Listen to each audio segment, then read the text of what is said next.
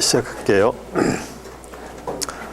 지난 시간하고 지난주에 이제 프로세스에 대해서 쭉 하고 있는데, 뭐 여러 가지 그 프로세스의 동작 원리에 대해서 쭉 진행을 하고 있죠.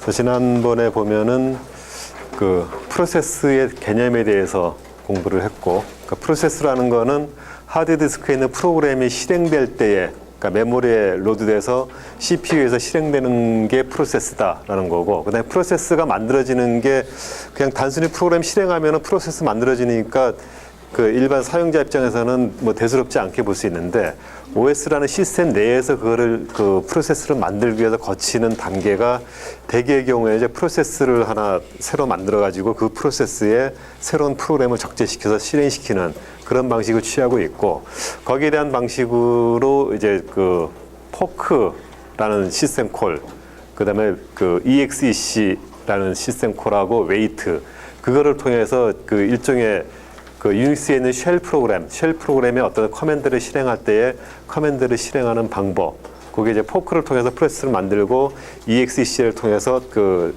수행하고자 하는 프로그램의 그 부분, 그 프로세스를 할당해서 그 프로그램이 프로세스를 가지고 실행하게 하고, 끝났을 때 다시 자원을 회수하는 그런 과정을 그 배웠습니다.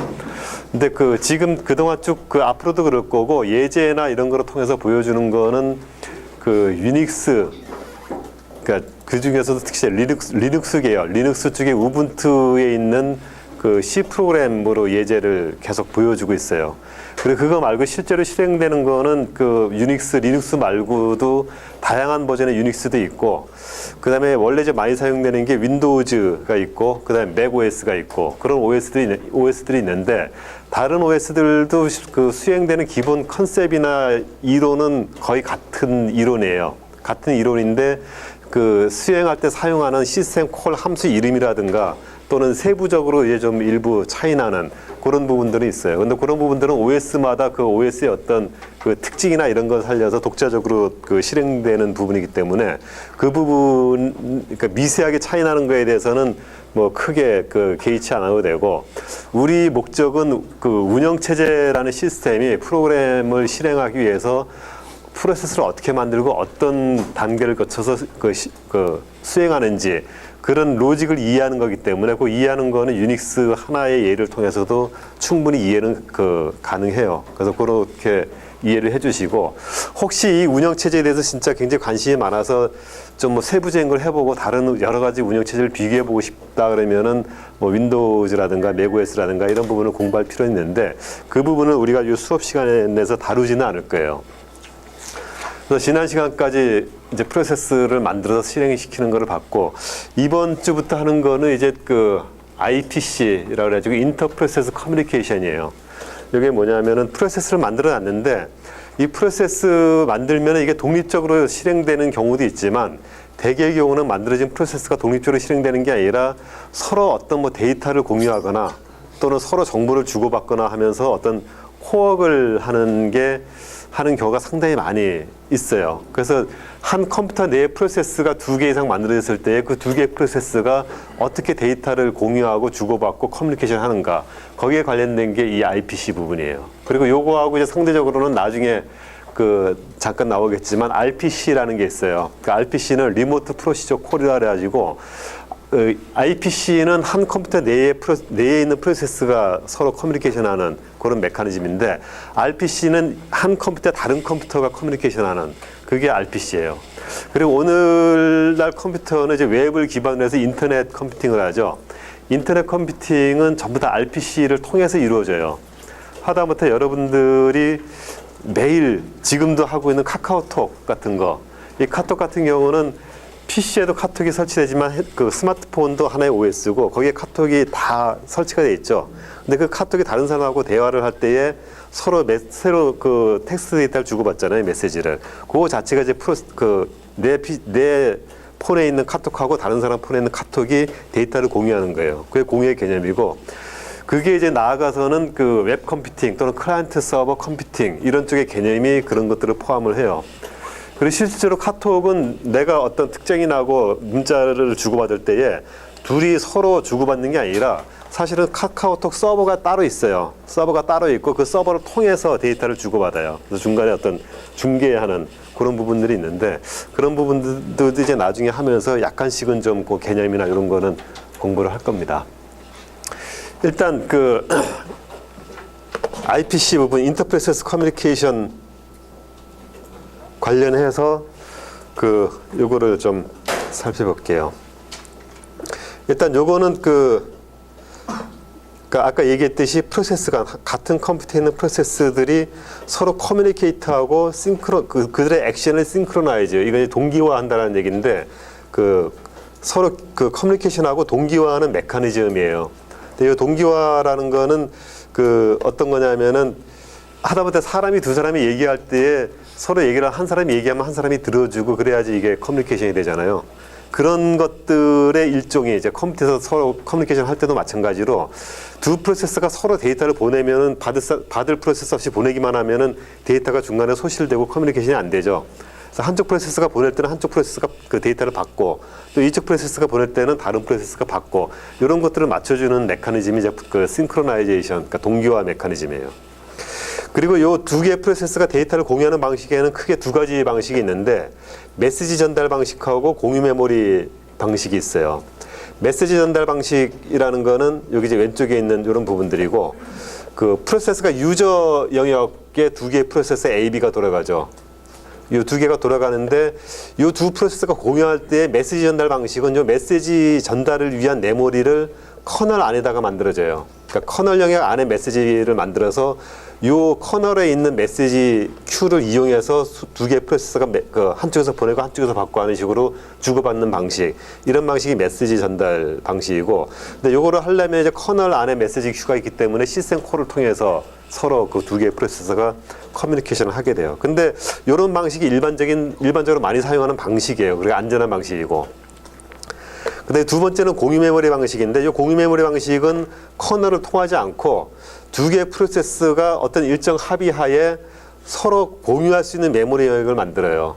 근데 하나의 프로세스가 만들어지면은 지난 시간에 우리가 배우기에는 그 프로세스가 사용할 수 있는 메모리 영역이 만들어지고 거기에 프로그램 코드가 들어가고 글로벌 변수도 들어가고 힙하고 스택 에어리가 만들어진다 그랬죠.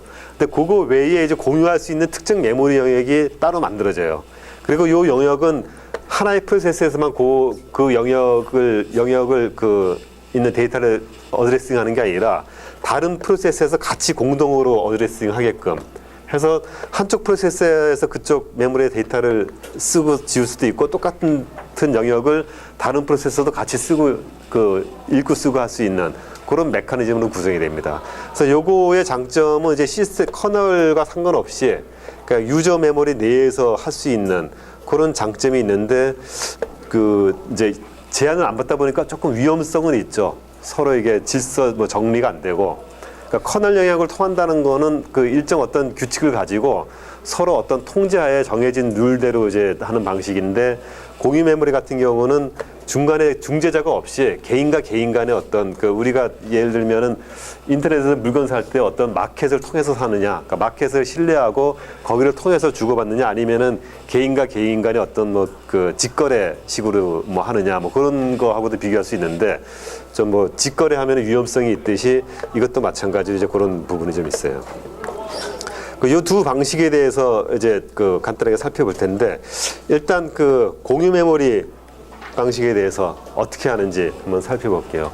공유 메모리라는 거는 두 개의 프로세서가 같이 이제 메모리 쉐어를 통해서 하는 거고, 요거는 이제 OS의 개입 없이 생산자 소비자라는 개념으로 해가지고 두 개의 프로세서가 일정히 합의하에 이제 버퍼를 만드는 거예요. 그래서 버퍼를 만들어가지고 그 버퍼를 통해서 서로 읽고 쓰고 하는 그런 방식입니다.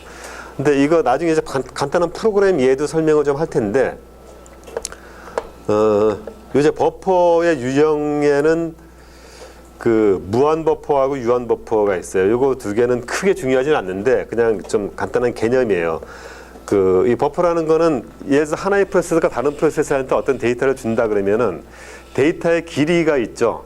그러니까 짧은 데이터 주고받는 거는 그냥 숫자 같은 거는 그냥 라이트하면 읽어가면 되는데 데이터가 어떤 파일을 통째로 준다든가 굉장히 큰 양의 데이터를 줘요.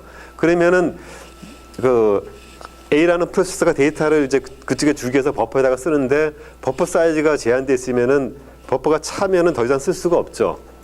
그런 식으로 이제 버퍼에 제한을 둬가지고 어떤 특정 사이즈만큼만 줘서 차면은 더 이상 못 쓰고 기다리게 하는 그런 식으로 하는 게 이제 유한 버퍼 형태고, 그렇지 않고 버퍼의 크기를 굉장히 무한대, 그렇다고 해서 완전히 그 무한대는 아니에요. 무한대는 아닌데 굉장히 큰 영역을 잡아가지고 프로세스 입장에서는 거의 무한대로 쓴다라고 생각할 정도로 이제 줘서 그 제한 없이 계속 쓸 수 있게 하는 그런 개념이 이제 무한 버퍼예요. 그리고 요 생산자하고 소비자가 서로 데이터를 이제 주고받고 하려면은 이것도 이제 그 같이 쓰면 안 되고 한쪽이 쓰면 한쪽이 읽어가고 이런 이제 규칙을 정해가지고 거기에 따라서 해야 되는데 그런 부분을 다루는 게 동기화, 싱크로나이제이션이라고 하고 5장에서 그것만 전적으로 새로 이렇게 다루고 있어요. 이렇게 있고, 요거는 이제 여기에 그냥 막연히 어떤 뭐 버퍼를 둔다라고 돼 있는데 뒤에 샘플 프로그램이 나오니까 그거를 통해서 이제 할게요. 그 하는 방식은 그 C 유닉스 기준으로 치면은 C 프로그램 함수 중에 이런 공유 메모리를 만들어주는 시스템 함수가 있어요. 그 시스템 함수를 가지고 공유 메모리를 만들면은 이게 이제 버퍼가 만들어지게 되고 그거를 통해서 주고받는 그런 식이 돼요. 그 다음에 이제 메시지 패싱 방식이에요. 이제 메시지 패싱 방식은 공유 메모리 없이 어떤 이제 시스템 커널 영역을 통해서 주고받는 거고, 공유 메모리 같은 경우는 공유 메모리니까 두 개의 프로세서가 마치 내 로컬 메모리 읽고 쓰고 하듯이 마음대로 쓰고 뭐 읽고 했는데, 이 메시지 패싱 방식은 커널에서 그거를 관리하고 커널에 있는 메모리를 통해서 하니까 마음대로 읽고 쓰고 하는 게 아니라 샌드하고 리시브 시스템 콜을 통해서 어떤 그 메시지를 주고받아요. 그래서 그 샌드 메시지 하면 메시지를 어떤 특정 그 메시지를 보내는 거죠. 보내는 거고 리시브는 받는 건데, 이것도 이제 보내는 사이즈나 이런 거는 고정된 사이즈로 픽스할 수도 있고 다양하게 이제 좀 베리어블 사이즈로 할 수도 있고 그런 식이고, 일반적으로 이제 P하고 Q가 두 개의 프로세스다라고 했을 때에 그 P하고 Q, P가 Q한테 데이터를 보내거나 서로 이제 데이터를 주고받는 그 두 개의 P하고 Q 두 개의 프로세스가 있어요. 이 두 개의 프로세스가 메시지 패싱 시스템을 통해서 주고받으려면은 먼저 그 로지컬